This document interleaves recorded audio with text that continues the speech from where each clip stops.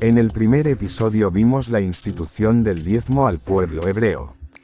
En este segundo episodio, veremos las ordenanzas a la Iglesia, en especial a los gentiles. No olvide suscribirse a nuestro canal para que pueda ver el desenlace de esta serie. Comencemos.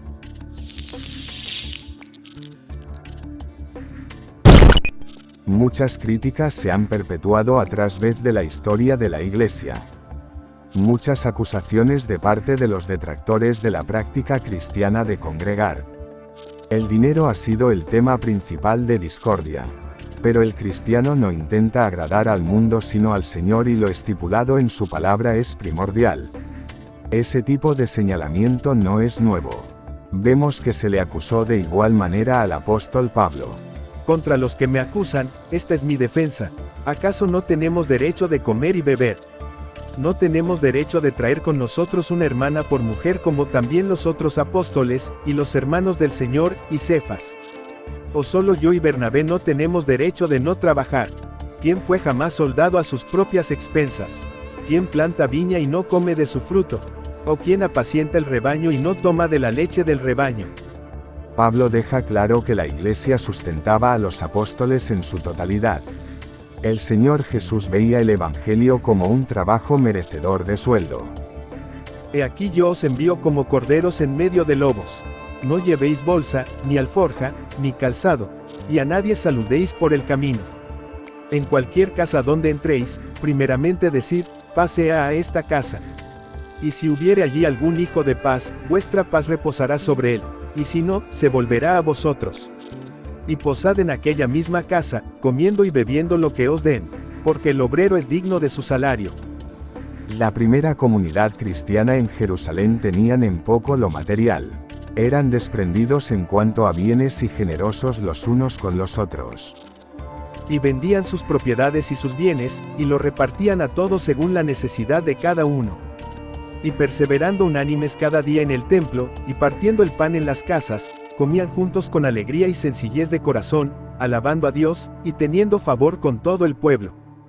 Y el Señor añadía cada día a la iglesia los que habían de ser salvos. Jesús vivió en tiempos del Viejo Testamento. Él, como todo judío incluyendo a sus discípulos, debían cumplir con la ley. En cuanto a los diezmos, se entiende que continuaron con la práctica aún en tiempos del Nuevo Testamento. La pregunta sería, ¿dejó Jesús un mandamiento universal que sobrepase los pactos, lenguas y naciones? El Señor solo instituyó dos ordenanzas: el bautismo en aguas y la cena del Señor. Estas dos ordenanzas son perpetuas para la Iglesia en todo tiempo y lugar. Pero se puede llegar a pensar que como Jesús solo le predicó a las ovejas perdidas de Israel, es por eso que no habla de diezmos, porque ya los judíos lo tenían de costumbre. Entonces nuestra respuesta debe de estar en las enseñanzas de los apóstoles quienes fueron a los gentiles, en especial Pablo. En la Biblia tenemos un episodio donde vemos a los discípulos discutiendo qué cosas se le debería de exigir a los gentiles. Santiago y los ancianos en Jerusalén le dicen esto a Pablo. Pero se les ha informado en cuanto a ti, que enseñas a todos los judíos que están entre los gentiles a apostatar de Moisés, diciéndoles que no circunciden a sus hijos, ni observen las costumbres. Pero en cuanto a los gentiles que han creído, nosotros les hemos escrito determinando que no guarden nada de esto, solamente que se abstengan de lo sacrificado a los ídolos, de sangre, de ahogado y de fornicación. Aquí vemos que Pablo enseñaba a los gentiles que no había que guardar las costumbres de la ley. Era el momento perfecto para haber exigido el pago del diezmo a los gentiles. En vez de eso, solo se les pidió que se abstengan de sacrificio a los ídolos, de sangre, ahogados y de fornicación. No tenían que guardar la ley. No hay registro en el Nuevo Testamento del diezmo en la Iglesia, pero sí de las ofrendas. Hablemos entonces de las ofrendas. La diferencia entre diezmo y ofrenda es que la ofrenda no estipula una cantidad específica como exigencia, sino una práctica libre de acuerdo a la voluntad de corazón. La ofrenda, más que una responsabilidad, es un ejercicio de solidaridad y amor. Se tiene en sumo gozo el participar y se ofrece según haya prosperado. En cuanto a la ofrenda para los santos, haced vosotros también de la manera que ordené en las iglesias de Galacia. Cada primer día de la semana cada uno de vosotros ponga aparte algo, según haya prosperado, guardándolo, para que cuando yo llegue no se recojan entonces ofrendas. Y cuando haya llegado, a quienes hubiereis designado por carta, a estos enviaré para que lleven vuestro donativo a Jerusalén.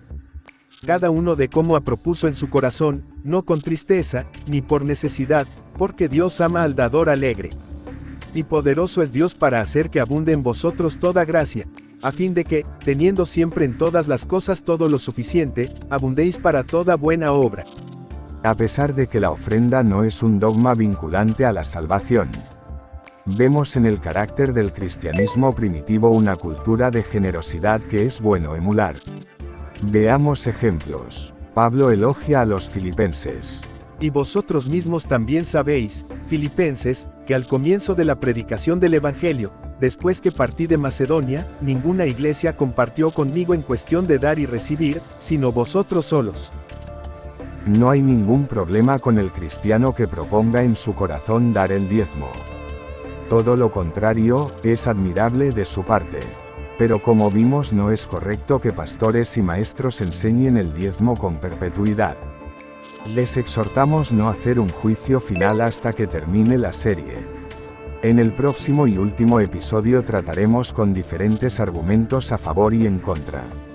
Hablaremos de Abraham y Melquisedec. Hablaremos también de los excesos y manipulaciones en cuanto a estos temas.